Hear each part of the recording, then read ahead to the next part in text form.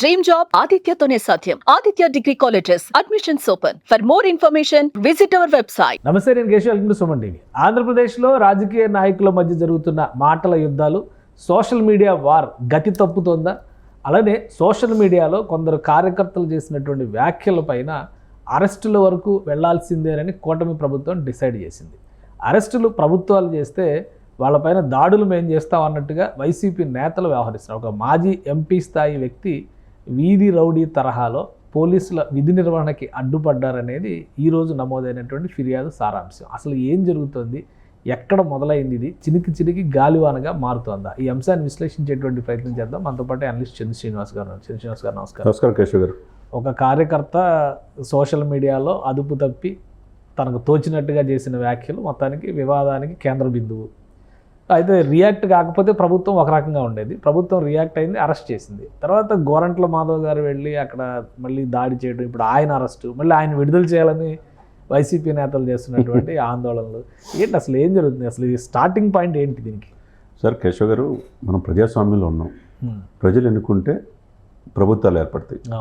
ఇటువంటి గొప్ప ప్రజాస్వామ్య భారతదేశంలో ఉండి ఆంధ్రప్రదేశ్లో అధికారంలో ఉంది ఎవరు? ఇప్పుడు కూటమి ఉంది. ఇప్పుడు గుండాయిజం చేయాలనుకుంటే ఎట్లా? ఒక బాధ్యత గల పోలీసు డ్రెస్ వేసుకుని ఒక సీఏగా చేసిన మీరు ఆ రోజున జేసీ దివాకర్ రెడ్డి ఎదిరించి మేసం మెలైసావు. సరే, వైసీపీ పార్టీ ఎంపీ అయ్యావు, 5 ఏళ్ళు మంచి మంచి వీడియోలు కూడా రిలీజ్ చేశారు. వీడియోలు ప్రపంచవ్యాప్తంగా వెళ్ళి నువ్వేంటి అనేది, నీ సత్యలత ఏందనేది ప్రపంచానికి తెలియజేసావు. అది నీ మార్కు. ఇప్పుడు మాజీ అయిపోయావు. ఇంకా ఇప్పుడేదో లైవ్లో ఉన్నట్టుగా ఇది సినిమా చూపిస్తారని చెప్పేసి ఎవరో ఈయన సానుభూతి పరులు అంటున్నారు. సినిమా చూపించడానికి అక్కడికి వెళ్ళాడండి. సినిమా చూపించడానికి మీరు మాజీ అయిపోయి మీరు ఏ విధంగా, ఇప్పుడు పోలీస్ కస్టడీలో ఉన్న వ్యక్తి పోలీసులు చూపిస్తారా సినిమా? అసలు పోలీసులు ఆల్రెడీ నల్లపాడు పోలీస్ స్టేషన్ కాడి నుంచి నగరంపాడు పోలీస్ స్టేషన్లో చూపించినట్టున్నారు రాత్రి. అంటే ఏదైనా కానండి, ఇప్పుడు పోలీసులు తన విధులు ఆటంకం కలిగించడం అనేది ఎవరు చేసినా తప్పే. ఇప్పుడు అతని మీద ఎలిగేషన్స్ వచ్చినాయి. ఎవరి పేరు మీద? చేబ్రోలు కిరణ్ మీద కేసు ఫైల్ చేశారు. పార్టీని సస్పెండ్ చేశారు. గత 5 సంవత్సరాల్లో అనేక మంది గోరంట్ల మాధవులు ఏం మాట్లాడినా, కొడాల నాని మాట్లాడినా, రోజాలు మాట్లాడినా, జోగి రమేష్ మాట్లాడినా, అనేక మంది మాట్లాడినా వాళ్ళకి ప్రమోషన్సే. అధికారిక భాష అది, అధికార భాష. వాళ్ళు ఇంటి మీద దాడి చేస్తే మంత్రి పదవి, పార్టీ ఆఫీస్ మీద దాడి చేస్తే ప్రమోషన్స్ ఇవన్నీ కూడా మనం చూసిన మాట వాస్తవం. సరే, 5 సంవత్సరాల్లో ప్రజలు తీర్పిచ్చారు. 151 నుంచి 11 సీట్లు పరిమితం చేశారు చేసిన తప్పుకి. కానీ చంద్రబాబు నాయుడు గారు అలా చేయట్లా. వితిన్ 24 అవర్స్లోనే అతను అరెస్ట్ చేసామన్నాడు. పార్టీ నుంచి పూర్తిగా సస్పెండ్ చేశారు. అతను చేసింది కూడా తప్పే. ఆ తప్పుకి పర్యవసానం అనుభవించాల్సిందే. ఒక ఆడవాళ్ళని, మహిళల్ని వ్యక్తిగత అన్నం చేయటం ఎవరు చేసినా తప్పే. ఇతను గతంలో ఆమెని విడుదల రజనీ విషయంలో కూడా తప్పు చేశాడు. అప్పుడే కఠినంగా వ్యవహరిస్తే ఇందాక వచ్చేది. ఇప్పుడు చేసింది అంటే మా ప్రభుత్వం ఉంది, మమ్మల్ని ఎవరు ఏం చేయలేరు, మేము ఎలా అయినా కానీ ఆడుకోవచ్చు అని చెప్పని మాట్లాడుతున్నాడా ఇతను? లేదా ఇతను చూసి ఇంకో నలుగురు తయారవుతారండి. ఇప్పుడు ఎక్కడోసారి కంట్రోల్ కావాలి. కంట్రోల్ చేశారు. సరే, అతను అరెస్ట్ చేసి తీసుకెళ్తున్నారు గుంటూరుకి. చేసే క్రమంలో మీరు ఏ హోదాలో, మీరు అసలు అక్కడ ఎందుకున్నారు?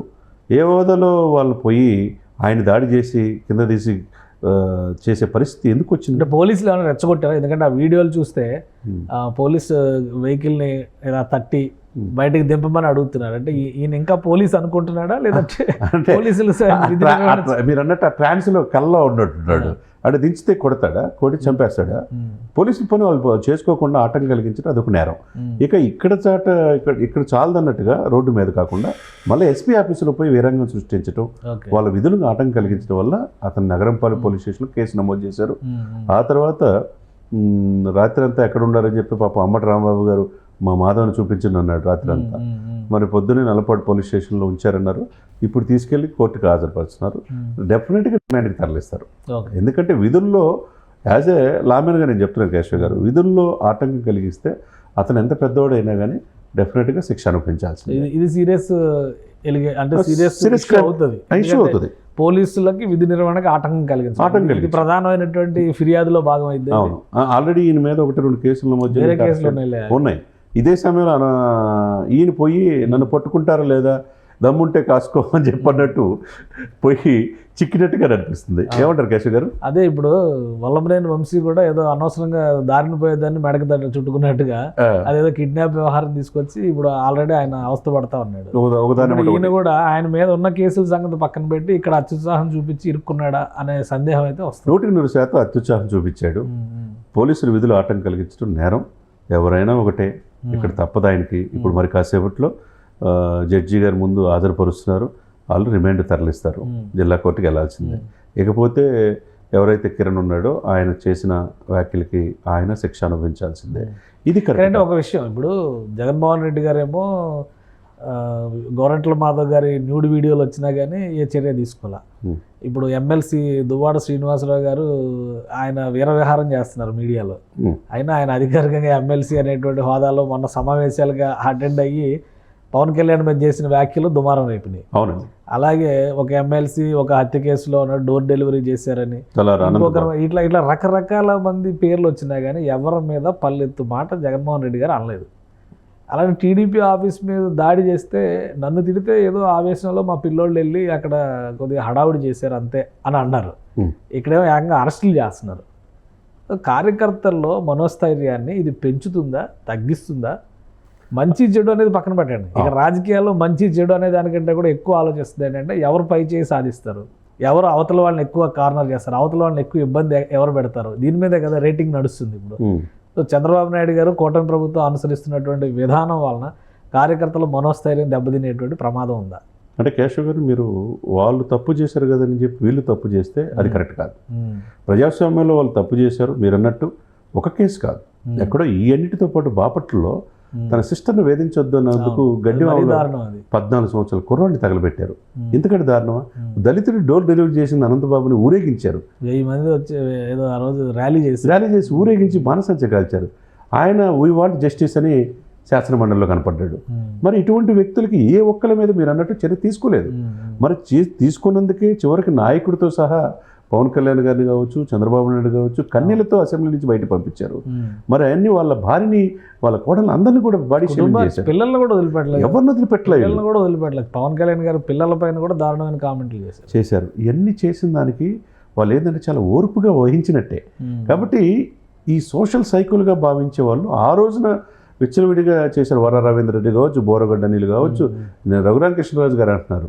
ఆయనకి సాక్షిగా పెట్టింది ఎవరంటే బోరగడ్డ అనిల్ అంట. ఆయన ఎటువంటి వ్యక్తి, ఇప్పుడు అతన్ని కొట్టి అనేక రకాలు చేసి చివరికి ప్రభావితమే నాకు గుర్తులేదంటారు. సరే, ఇటువంటి అరాచకాలు చేసి ఎంపీని సాక్షాత్తు ఒళ్ళంతా ఓనం చేసి ఓపెన్ హార్ట్ సర్జరీ చేసుకుని వదిలిన పెట్టిన వాళ్ళు ఆ రోజు అచ్చెన్నాయుడు ఏం చేశారో మనకు తెలుసు. 14 గంటలు ఆయన తీసుకెళ్ళి మొదలు ఆపరేషన్ జరిగిందని వదిలిపెట్టాల. సరే, ఆ రోజు చేసిన తప్పే సార్. ఈరోజు వీళ్ళు కూడా అలాగా ఉండాలంటే, వీళ్ళు అలా చేయగలిగితే మొదటి 1 monthలోనే చేసేవాళ్ళు. రెడ్ బుక్ ఓపెన్ మొదటి 1 monthలో అయింది.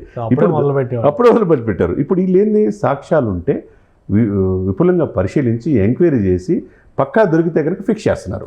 ఆ దాంట్లో భాగంగా బోరగడ్డ అనిల్ అయినా, నందిగం సురేష్ అయినా, పోసాని కృష్ణమూర్తి అయినా వీళ్ళెవరు అతిథులేం కాదు. ఇక్కడ రేపు మా పప్పుల చట్టాన్ని లెక్క చూసి దానికి తూకం వేసి పర్ఫెక్ట్గా ఉన్నప్పుడు ఇప్పుడు ఈయన పరిస్థితి ఏంటి, అసలు వస్తాడా బయటికి, మళ్ళీ రిమాండ్కి వెళ్ళేటువంటి అవకాశాలు ఉంటాయి? ఎవరైనా మాధవ్ అనవసరంగా పోయి గెలుక్కున్నాడు, ఇరుక్కున్నాడు. దీంట్లో కేసులో అరెస్ట్ అయ్యాడు కాబట్టి మళ్ళీ పీటీ వారెంట్ లేసి మిగతా కేసులు నెక్స్ట్ వస్తాయి కదా, పోసానిలాగా వస్తాయి కదా.